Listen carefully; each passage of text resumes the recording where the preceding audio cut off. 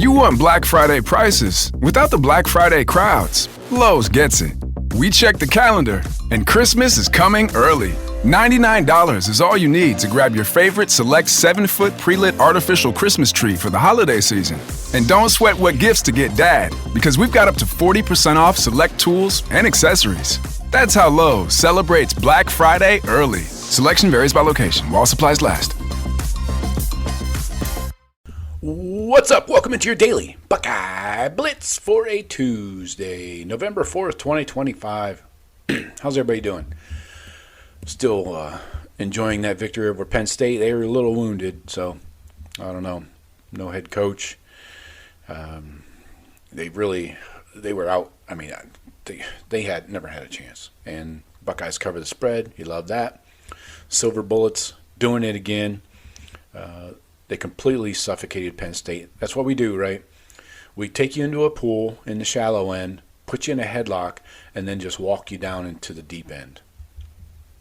Yeah. It's very graphic, isn't it? Anyways, you know what I mean.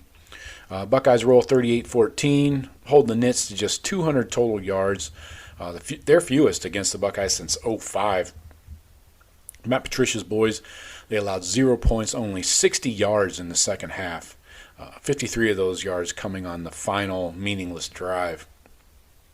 So let's hand out some grades here for each position group on defense, and we'll get into some PFF grades and some stats here. So starting with the D-line, I got to go A- there.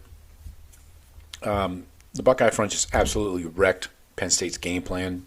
We talked about it last week, right? They need to run Katron Allen. He got a lot of touches, but just wasn't productive, and that's due to the D-line. Kenyatta Jackson Jr. had his best performance of his career. Yeah, he turned into fucking JT Tuamoloau all of a sudden, right? 4 tackles, 2.5 tackles for loss, 2 sacks, a pass breakup, and a partridge in a pear tree. He was all day in the backfield. Arvell Reese. You could call him a difference maker. That's exactly what he was. What do you have? 12 tackles? That's what I got. Bueller? Anyone? Bueller? 12 tackles, a sack, 2.5 TFLs. Fucking insane, man. Then inside you got Caden McDonald. He continued to be a rock at nose tackle. 8 tackles. Wow. That tied his career high. Then Taiwan Malone, Edric Houston contributed with some pressures.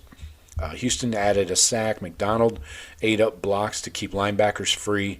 And Penn State finished with just 55 rushing yards total, 1.8 yards per carry once you include the sacks and everything else. But just utter and thorough domination.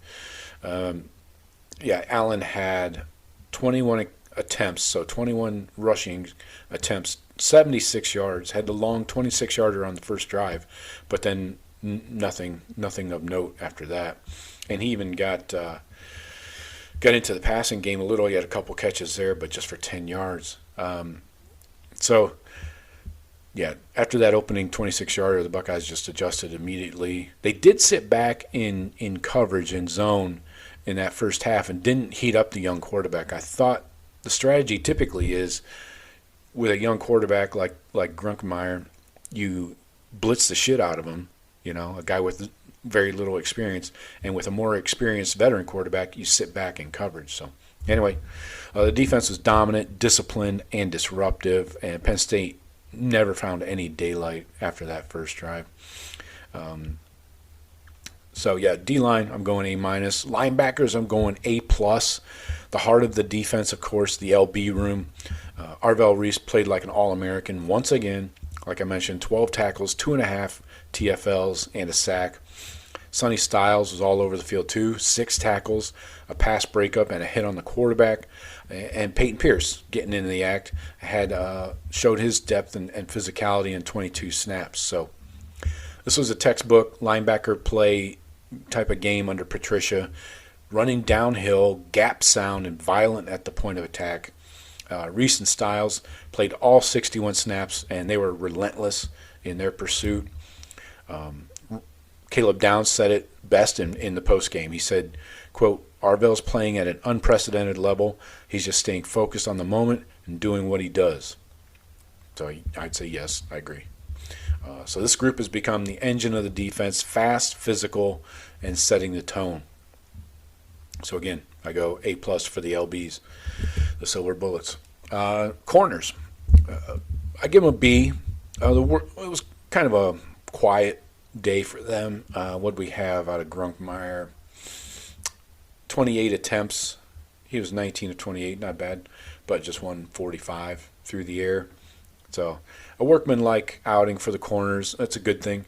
The passing game was never threatened downfield, even though their interim head coach last week in the middle of the week said they need to stretch the field and go vertical. Al Davis might say, we got to go vertical, just win, baby. Not to be confused with my horrible impression of Donald Trump. Anyway, Grunkmeyer was just overwhelmed, obviously. They asked him after the game what Ohio State changed at halftime. He said, I don't know. I have to go back and watch the film. That tells you don't know what you're seeing, and you're screwed. Jermaine Matthews played 60 of 61 snaps. IGB played 51. Devin Sanchez rotated in there for 16. Matthews, of course, he was sticky in coverage again. IGB handled the limited pass attempts to test him on the perimeter. They weren't tested much, really. They stayed disciplined against a bunch of trick plays. I mean, seriously, dude, what are we even doing? I thought I was watching a Michigan game there. You're lining up the entire O-line on the right side of the center, and you got receivers on the left. You're running gadget plays, triple reverse flea flicker passes, but no big busts. I love big busts, and I cannot lie. No blown assignments. Oh, that's an easy one right there, right? That's what she said. God damn it. I had to. It's too easy. But, corners were steady. Nothing to be spectacular about. I mean, doing your job, it doesn't need to be spectacular. So that's what the game called for. So good job by the corners. I gave them a B. Safeties, I'm going A-. The back end continues to be the best in college football. Caleb Downs leading the group, 5 tackles, a TFL, and had the late interception to seal it. Did nearly get ejected for targeting, but as he put it afterward, God gave me one right there. He showed mercy. Yeah, that was, I don't know what targeting is. I don't want to get our guys kicked out of games and shit, but I don't know. Maybe that reverse camera angle where it looked like his shoulder hit the dude in the face mask, maybe that's what the refs saw on the review. Anyway, not my problem. Jalen McClain quietly had a strong game with 5 tackles of his own. Lorenzo Styles returned from injury, handled 39 snaps, solid coverage, had a stop. So the group's communication and the range they have taken Patricia's defense to another level. They bait quarterbacks into mistakes, rally to the football with speed and violence, and Downs' closing pick was the perfect exclamation point. Spit it out. Looking at some grades here, we had a total of 21 pressures on the quarterback, Grunkenmeyer. Kenyatta leading the way with 7 pressures of his own. That's insane, man. That is JT Tuamoloau against Penn State. 1 sack, 2 hits, 4 hurries, a batted down ball. Arvell Reese with 3 pressures and a sack. Caden Curry with 2 pressures. Zion Grady, the true freshman, with the pressure. Edric Houston, pressure and a sack. And a bunch of guys, Styles, IGB, Jermaine Matthews getting pressures, Bo Atkinson even, Taiwan Malone, Will Smith Jr. getting in there, even after being held, getting pressure on the quarterback. So great day for everybody. And missed tackles. Only 7 missed tackles. Love it. Anything under 10 is a win. So good on you. I don't know if I can find something to complain about, honestly. I will point out teams seem to be going after Jermaine Matthews and Jalen McClain. Matthews, 7 targets, just allowed 2 catches for 7 yards.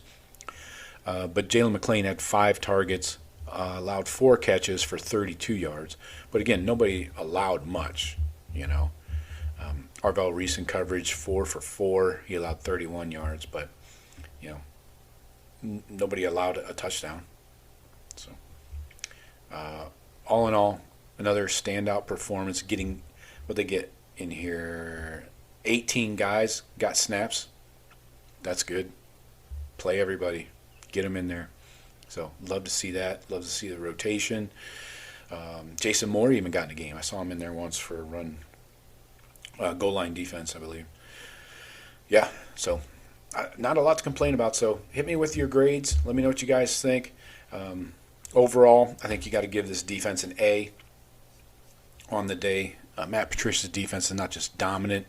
They're intelligent. We've been saying this on this show. They disguise, adjust, and suffocate. And they allowed just 2.1 yards per play in the second half. Completely erased any semblance of offense from Penn State. So, yeah, this unit is playing at a national championship level. They can win back-to-back national championships with this defense. I'm not afraid to say it. I've been saying it since spring. Anyway, let me know what you guys think. Hit me up with your grades, and be sure to visit thebuckeyecast.com. Call, text, email. Let me know what's up. Hit me at joe@thebuckeyecast.com, and we'll talk to you later. Go Bucks.